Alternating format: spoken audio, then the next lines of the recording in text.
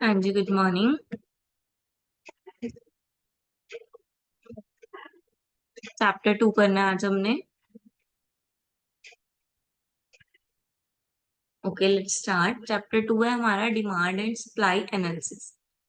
ठीक है, तो सबसे पहले समझेंगे डिमांड। डिमांड क्या होता है? Demand is the quality of quantity of good और service purchase at a given price with in a fixed period and other thing remain the same. ठीक है, मतलब बाकी चीजों पे ध्यान नहीं देना।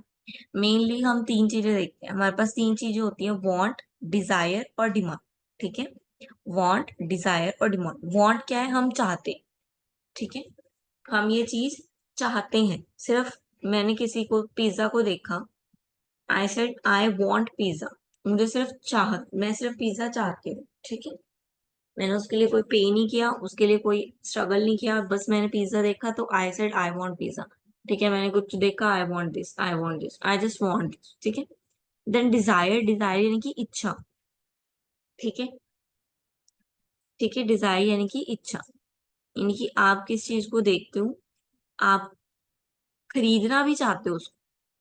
डिजायर में क्या है? आप उसको खरीदना भी चाहते हो, लेकिन आपके पास उसके लिए प्रॉपर मनी नहीं है। ठीक है, इच्छा में तो सिर्फ इच्छा, चाहत में तो सिर्फ चाहना था। डिजायर में आप उसको ले भी मतलब लेना भी चाहते हो, परचेज भी करना चाहते हो, लेकिन आपके पास उसके लिए एडुकेट अमाउंट नहीं है, मनी नहीं है। Then demand. डिमांड में क्या है? जब आप उसको परचेज करना भी चाहते हो और आपके पास उसके लिए प्राइस भी है और आप उसके लिए पे भी कर रहे हो। ठीक है, आपके पास पैसे हैं भी और आप पे भी कर रहे हो उसके लिए। और बाकी चीजें, अगर कुछ चीज बाकी चीजें, वो सब क्या है? Remain constant. बाकी चीजों पे ध्यान नहीं दिया जाता।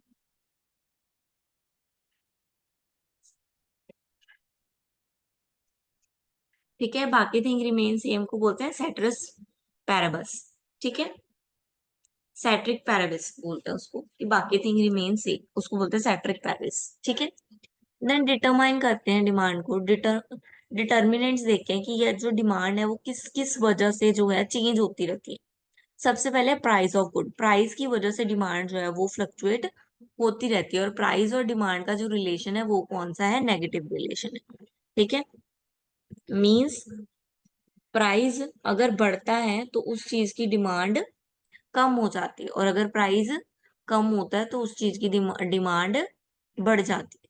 ठीक है, आप कोई गुड है आपने खरीदा, ठीक है, तो उसकी अगर प्राइस उसका बढ़ जाए, आपने आज खरीदा, कल अब जाओ और उसका प्राइस बढ़ जाओ तो आप नहीं खरीदोगे। है ना? और जब आप देखते हो सेल लगी हुई है ना, सेल्स पे होती हैं चीजें, तो आप क्या करते हो? फटाफट चीजें खरीद लेते हो, चाहे आपको नहीं भी चाहिए होती। तो वो क्या है? प्राइस और डिमांड का रिलेशन, की प्राइस कम होता है तो हम खरीद लेते हैं।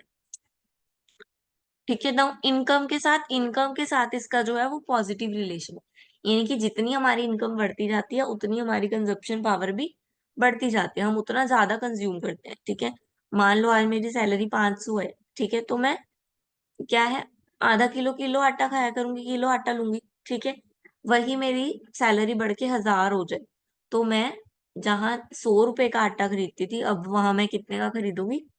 300 400 का खरीदूंगी। है ना? क्योंकि मेरी इनकम बढ़ी तो मेरे डिमांड भी बढ़ गई। तो डिमांड और इनकम का रिलेशन क्या है? पॉजिटिव है। लेकिन इंफीरियर गुड के केस में डिमांड का जो नेचर है वो क्या है? नेगेटिव। इंफीरियर गुड्स कौन से होते हैं? लो क्वालिटी के गुड्स। ठीक है, इंफीरियर गुड यानी कि लो क्वालिटी गुड। अब जैसे मेरी इनकम बढ़ी तो मैं लो क्वालिटी के गुड खरीदूंगी, अच्छी क्वालिटी के खरीदूंगी? अच्छी क्वालिटी के खरीदूंगी ना। इसलिए इंफीरियर के साथ इनकम का रिलेशन क्या है? नेगेटिव है, कि इनकम बढ़ने से लोग अच्छी चीजों की तरफ शिफ्ट हो जाते हैं, तो जो इंफीरियर गुड्स हैं वो लोग नहीं खरीदते हैं, इसलिए उसके साथ हमारी जो इनकम और डिमांड का रिलेशन है वो क्या है? नेगेटिव है। Price of relative good. Relative goods कौन से होते हैं? जिसको हम सब्सिट्यूट गुड भी बोलते हैं और कॉम्प्लीमेंट्री भी। दोनों अलग अलग चीजें हैं, सब्सिट्यूट अलग है, कॉम्प्लीमेंट्री अलग है, आगे पता चलेगा आपको। ठीक है, तो जो सब्सिट्यूट गुड्स हैं, चलो बता ही देती हूँ। सब्सिट्यूट गुड कैसे हुआ कि एक की डिमांड बढ़ी तो दूसरे की डिमांड क्या होगी? कम हो जाएगी, सब्सिट्यूट के केस में। जैसे कि चाय और कॉफी। अगर चाय का प्राइस कम हो गया, चाय 10 रुपए की है और कॉफी 20 रुपए की, तो आप चाय पीते रहोगे। वहीं जैसे ही कॉफी का प्राइस 5 रुपए आया, आप सीधा चाय से शिफ्ट होके कॉफी पे चले जाओगे। वो है सब्स्टिट्यूट गुड, कि दूसरी प्रोडक्ट का प्राइस, दूसरे गुड का प्राइस आपकी डिमांड को इफेक्ट कर रहा है। मैं चाय वाला हूँ, मैं चाय मतलब चाय पीने वाला हूँ, तो चाय वाला पीने वाला जो है उसकी डिमांड क्या है, शिफ्ट हो गई ना। रिलेटिव गुड के प्राइस के बदलने से, कॉफी के प्राइस के बदलने से मेरी डिमांड शिफ्ट हो गई। ठीक है, तो वो होते हैं सब्स्टिट्यूट गुड, यानी कि पेप्सी कोक हो गई। ठीक है, जैसे आप इन दोनों को तो सब्स्टिट्यूट ले सकते हो। ठीक है, और कोई एग्जांपल देना चाहे सब्स्टिट्यूट का? एनीवन? कोई और एग्जांपल? जैसे मैंने पेप्सी कोक बोला। ठीक है, डेयरी मिल्क मंच आप इसको भी बोल सकते हो। ठीक है,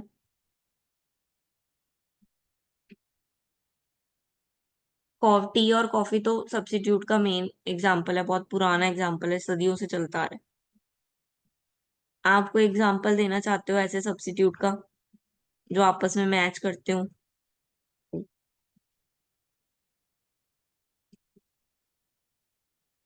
ओके, देन कॉम्प्लीमेंट्री। कॉम्प्लीमेंट्री कौन होते हैं? जो एक दूसरे को कॉम्प्लीमेंट करते हैं, यानी कि जो एक दूसरे के बिना नहीं चलते। ठीक है, जैसे कि जैसे कि बताओ, कॉम्प्लीमेंट में पेन और इंक। बिना पेन, पेन जो है बिना इंक के चलेगा? नहीं। पेट्रोल और कार, बिना पेट्रोल के कार चलेगी? नहीं। ठीक है, तो जो एक दूसरे को कॉम्प्लीमेंट करे, तो इनका रिलेशन क्या होता है? इनका रिलेशन इनवर्स हो जाता है। ठीक है, यानी कि अगर एक का प्राइस बढ़ गया तो दूसरे की कंजप्शन भी कम हो जाएगी, दूसरे की डिमांड भी कम हो जाएगी। ठीक है, उसमें क्या था, एक की सब्स्टिट्यूट में क्या था, एक की डिमांड बढ़ी, दूसरे की कम हुई, दूसरे की बढ़ी, पहले की कम हुई। यहाँ एक की भी घटी तो दूसरे की भी घटेगी, एक की बढ़ी तो दूसरे की भी बढ़ेगी। ठीक है, जैसे आप अगर पेट्रोल के दाम बढ़ गए या कार जो है वो महंगी हो गई, कार महंगी हो गई, कार किसी ने ली नहीं, कार नहीं ली तो पेट्रोल भी यूज नहीं होगा। तो क्या है, दोनों आपस में एक दूसरे से कैसा रिलेशन है? Inverse relation.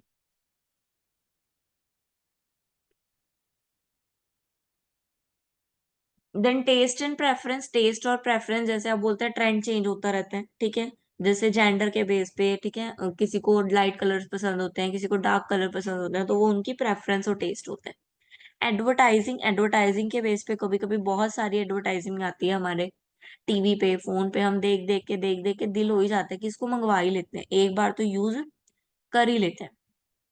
ठीक है, जैसे कि विराट कोहली 2 की कितना कितना उसने उसको वो बोला है कि, और उसका अट्रैक्टिव पार्ट क्या है कि नॉट फ्राइड, इट्स बेक्ड, है ना। तो ये इसका बेस्ट पार्ट है। तो ऐसी एडवर्टाइजमेंट। ठीक है, जैसे अमिताभ बच्चन करते हैं कैडबरी की। ठीक है, कुछ मीठा हो जाए, this this kind of advertisement. ठीक है, कि वो आपको इफेक्ट करते हैं। Consumer expectation of future income and price. Consumer का फ्यूचर इनकम और प्राइस के साथ क्या एक्सपेक्टेशन है? ठीक है, वो भी डिमांड को इफेक्ट करता है। अगर उसको लगता है कि आने वाले, जैसे कोविड के टाइम में सबको लगेगा कि राशन नहीं मिलेगा, तो सबने क्या किया, राशन इकट्ठा करना शुरू कर दिया, जिससे राशन की डिमांड क्या हो गई, एकदम से बढ़ गई। ठीक है, ऐसे कि कुछ कंज्यूमर की एक्सपेक्टेशंस होती है। पॉपुलेशन, जैसे जैसे पॉपुलेशन बढ़ रही है, डिमांड भी क्या हो रही है, बढ़ रही है। नाउ आ जाओ law of demand. Law of demand, जब भी आपको लॉ ऑफ डिमांड आए तो आपने एक बात याद रखनी है कि लॉ ऑफ डिमांड किस पे बेस्ड है? प्राइस पे। ठीक है, प्राइस और क्वांटिटी, प्राइस और क्वांटिटी दोनों का रिलेशन है लॉ ऑफ डिमांड। ठीक है, relationship between price of commodity and quantity demanded of the commodity, यानी कि जितनी क्वांटिटी उसकी डिमांड की गई है वो, और प्राइस। ठीक है, प्राइस और क्वांटिटी डिमांडेड, यानी कि डिमांड का जो रिलेशन था वो क्या था, अभी हमने ऊपर पढ़ा। एनीवन? प्राइस और डिमांड का रिलेशन क्या था? पॉजिटिव, नेगेटिव, कैसा था? नेगेटिव। नेगेटिव। ठीक है, तो इट मीन्स कि प्राइस बढ़ेगा तो डिमांड क्या होगी, कम होगी, और प्राइस कम होगा तो डिमांड क्या होगी, बढ़ेगी। जैसे यहाँ पे दिखा रहे हैं 20 रुपीज प्राइस है, तो हमारी डिमांड कितनी है, 0। प्राइस कम हुआ, प्राइस शिफ्ट टू 15, डिमांड कितनी हुई, 1। प्राइस फिर कम हुआ, दैट इज 10, डिमांड कितनी हुई 2, प्राइस फिर कम हुआ, दैट इज 5, डिमांड कितनी हुई 3। यानी कि प्राइस कम होने से डिमांड हमारी बढ़ी। और इसी को हम उल्टा पढ़ेंगे, अगर मैं पढ़ू पहले 5 था तो हम 3 चीजें खरीद रहे थे, प्राइस बढ़ गया, प्राइस 10 हो गया, तो मैंने चीजें खरीदनी कितनी शुरू कर दी, 2।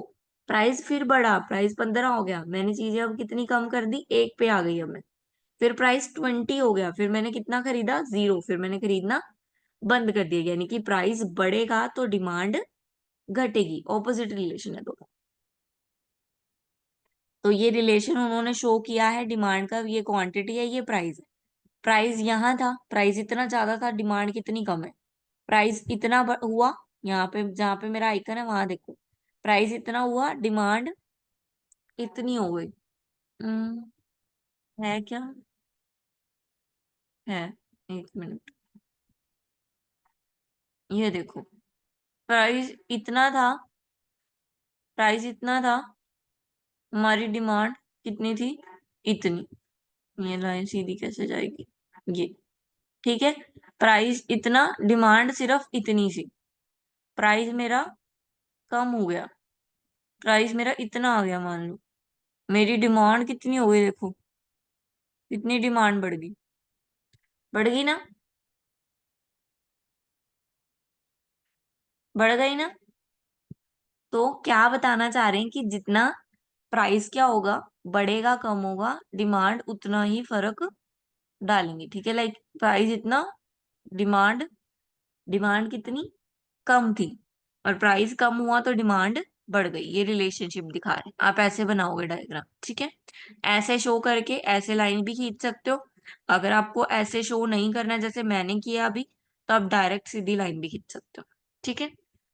ये लो यहाँ उन्होंने दिखा दिया, ठीक है, प्राइस इतना तो डिमांड इतनी, प्राइस कम हुआ तो डिमांड बढ़ गई, ठीक है, ये है लॉ ऑफ डिमांड, याद रखना है, ये क्या है, लॉ ऑफ डिमांड।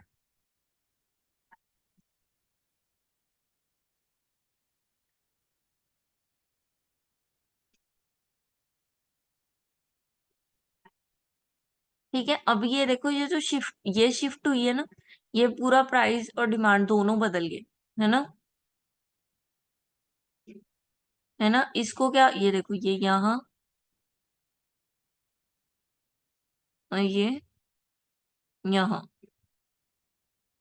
हुआ है, ठीक है, इसको क्या बोलते हैं, इसको एक्सपेंशन और कॉन्ट्रैक्शन बोलते हैं, ठीक है, एक्सपेंशन और कॉन्ट्रैक्शन, ठीक है, जब बढ़ेंगी तो there is a movement from point B to point A, B से पॉइंट ए की तरफ गया है डिमांड पर, तो ये क्या है, एक्सपेंशन, यानी कि ये वाली चीज, ये नीचे की तरफ, जब ये नीचे की तरफ जाएगी तो ये होगा हमारा एक्सपेंशन, क्या होगा हमारा,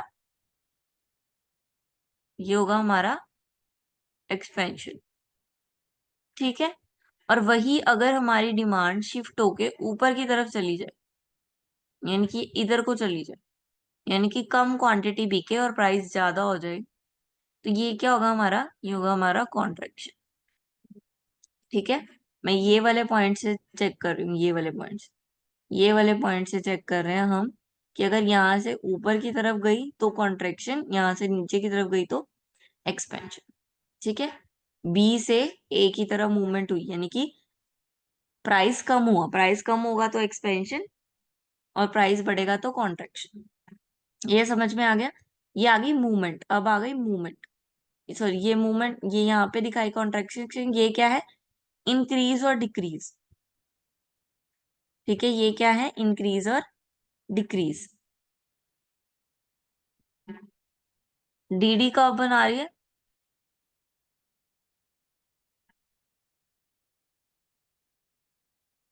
क्या कह रहे हैं, DD1, DD1, ये रहा DD1, ये रहा DD1, ठीक है,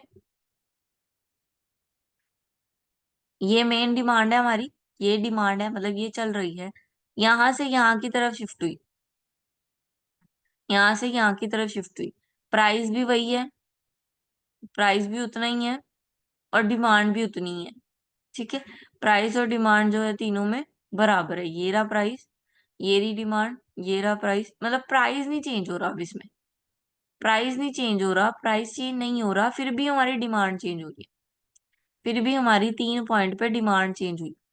वो कह रहे हैं अब ये क्यों हो रहा है, हमने तो बोला था कि प्राइस की वजह से डिमांड चेंज होती है, यहाँ पे तो यही देखा हमने।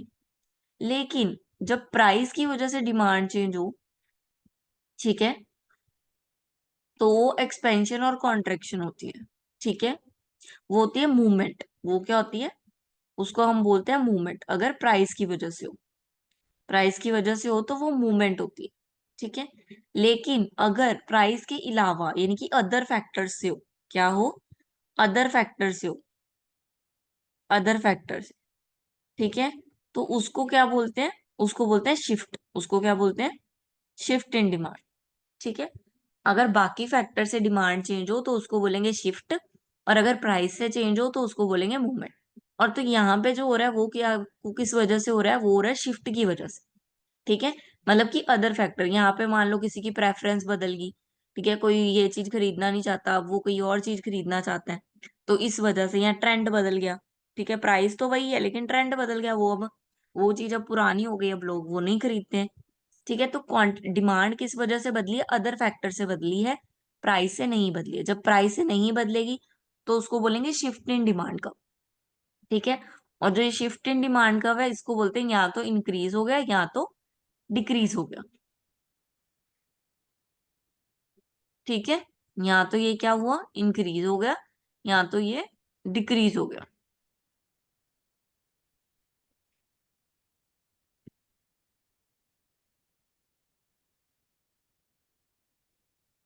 ठीक है। और अगर ये ऐसे ऊपर की तरफ गया तो ये क्या हुआ, इंक्रीजिंग, और ये नीचे की तरफ आया तो ये क्या है हमारा, डिक्रीजिंग, ठीक है। ये क्या हुआ, ये हुआ हमारा इंक्रीजिंग, और ये नीचे वाला क्या हुआ हमारा, ये हुआ हमारा डिक्रीजिंग। क्लियर है, समझ में आ गया। नाउ आ गया एक्सेप्शन। कुछ केस में एक्सेप्शन होती है, कुछ कुछ केस में प्राइस के कारण, हमने लॉ ऑफ डिमांड पढ़ा, लॉ ऑफ डिमांड में भी एक्सेप्शन है कि कुछ चीजें हैं जो प्राइस की वजह से ऊपर नीचे नहीं जाती, ठीक है। कुछ चीजें हैं जो प्राइस की वजह से ऊपर नीचे,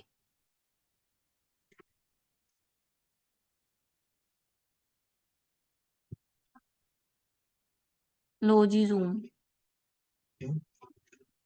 जूम कर दिया, ठीक है।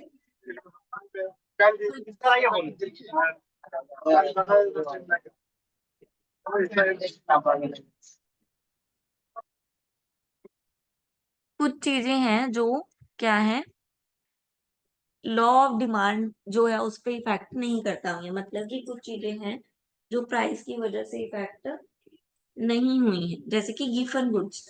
गिफन गुड्स क्या है, गिफन गुड्स का कंसेप्ट किसने दिया था, सर रॉबर्ट गिफन ने दिया था, ठीक है। उसने नाम से गिफन गुड दे दिया। ये कैसे कंसीडर किए जाते हैं, ये एज अ इंफीरियर गुड्स की तरह ही कंसीडर किए जाते हैं। हमने अभी पढ़ा था कि इंफीरियर गुड के केस में, हमने पढ़ा था इंफीरियर गुड्स के केस में कि इंफीरियर गुड के केस में क्या होगा, ऑपोजिट होगा। अगर हमारी इनकम बढ़ेगी तो हम ज्यादा चीजें खरीदेंगे, यानी कि चीपेस्ट गुड है ये, cheapest good.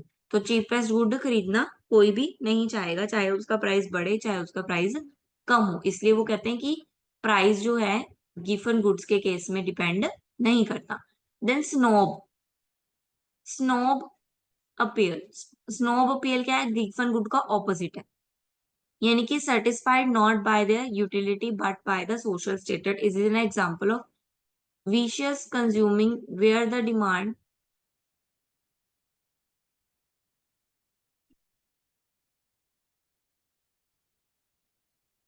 measure where the consumption where the demand for a social status of the product. The most common example for this is the diamond, which do not have any resale value but they are bought because of their status of the social value.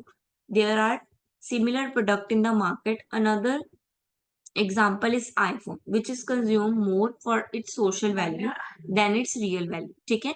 Real value से ज्यादा इसकी social value जो है वो effect डालती है। ठीक है, स्नोब अपीयर यानी कि आप कोई चीजें इसलिए भी खरीद लेते हो कि वो सोशली चल रही हैं। आप ट्रेंड के लिए भी कोई चीजें खरीद लेते हो, जैसे कि अब क्या चला हुआ था, वो लबूबू डॉल चला हुआ था ना, वो क्या था, आप 14-14 15-15 हजार की एक लबूबू डॉल्स खरीद लेते just for a social value.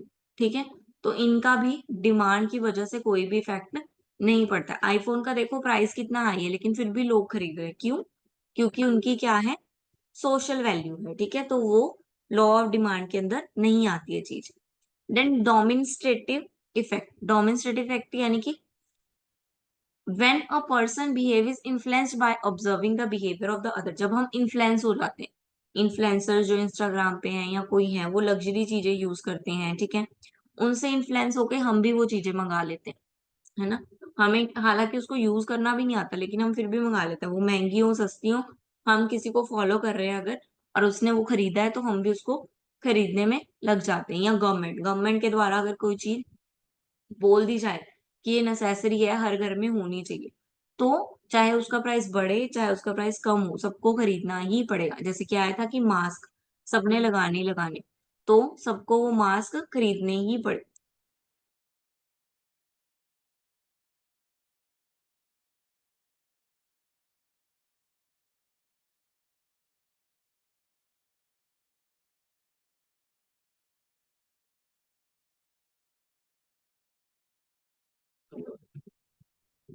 Then demonstration effect, then future expectation of price.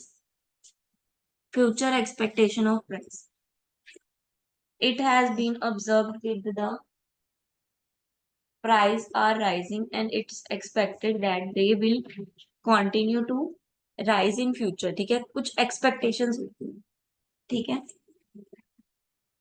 ठीक है, कुछ expectations होती हैं कि ये प्राइस बढ़ने वाली। जैसे हमने अभी बात की थी कि जब कोविड आया था तो सबने क्या किया था, अनाज खरीदना शुरू कर दिया था ये सोच के कि अब खा मतलब राशन नहीं मिलेगा।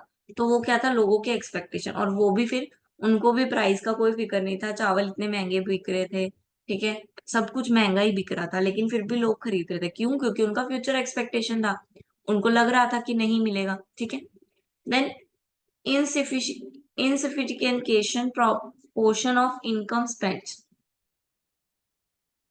इनसिग्निफिकेंट हम जो है अपनी इनकम का प्रपोर्शन कर देते हैं। मान लो कोई चीज खरीदने में हम ज्यादा पैसे लगाते हैं, फिर हमारे पास कुछ चीजों के लिए खरीदने के लिए पैसे ही नहीं बचते, फिर भी हमें क्या करना पड़ता है, फिर उसका भी हमारे पे प्राइस डिपेंड नहीं करता, फिर हमारे पास जितने पैसे होंगे हम उतना ही खरीद पाएंगे।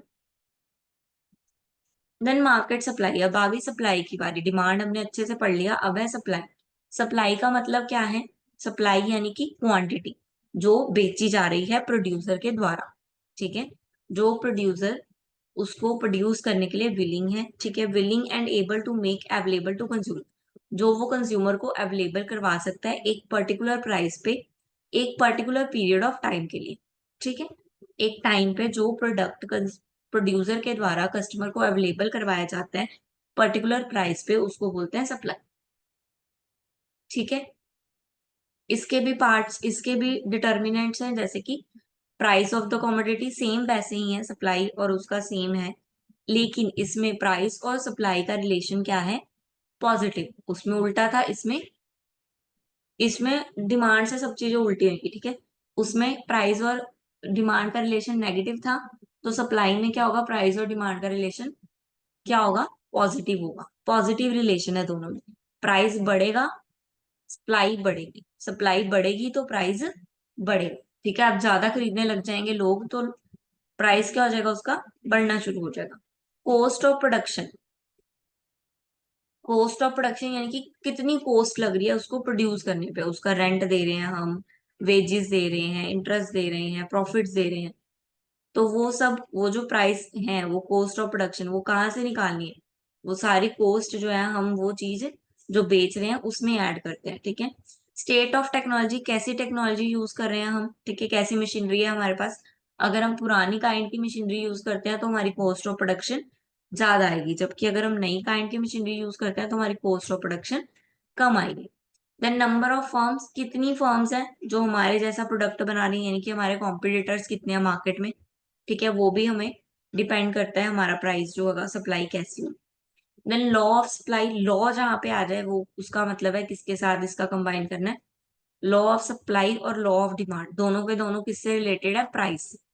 यानी कि प्राइस और क्वांटिटी डिमांड का रिलेशन वो होगा लॉ ऑफ डिमांड, प्राइस और क्वांटिटी सप्लाई का रिलेशन वो होगा लॉ ऑफ सप्लाई, ठीक है। इसमें भी कर्व दी हुई है, इसमें क्या है, उसमें ऐसे आ रही थी, इसमें ऐसे जा रही है ना, उल्टा है ना, उसका उसका उल्टा है।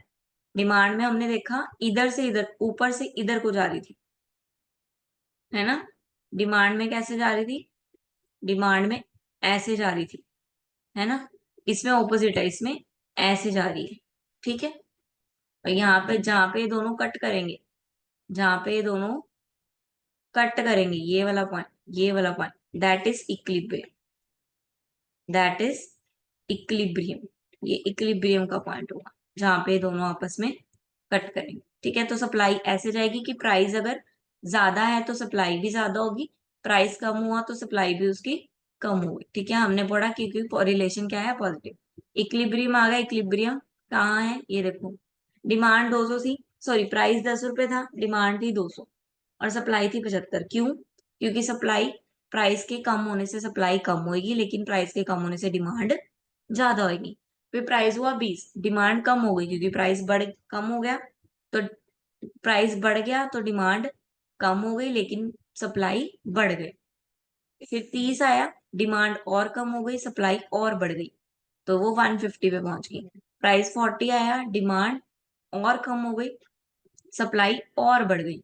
तो ये एक 50 वाला पॉइंट है, ये एक 50 वाला पॉइंट है जहां पे डिमांड और सप्लाई क्या हो रही है, मैच हो रही है, और इसी को बोलते हैं पॉइंट ऑफ इक्विलिब्रियम। ये वो बना के दिखाएंगे, देखो यही जो मैंने अभी आपको बना के दिखाया वही ये दिखा। Is this chapter clear, chapter खत्म हो गया, डिमांड और सप्लाई का chapter. Is this chapter clear,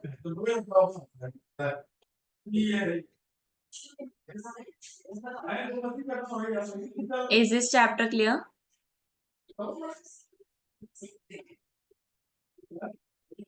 हाँ जी,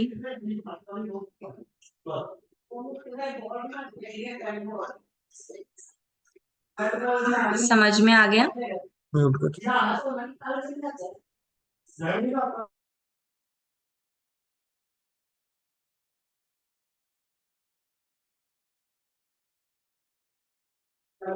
Okay, then next will be continue tomorrow. Okay.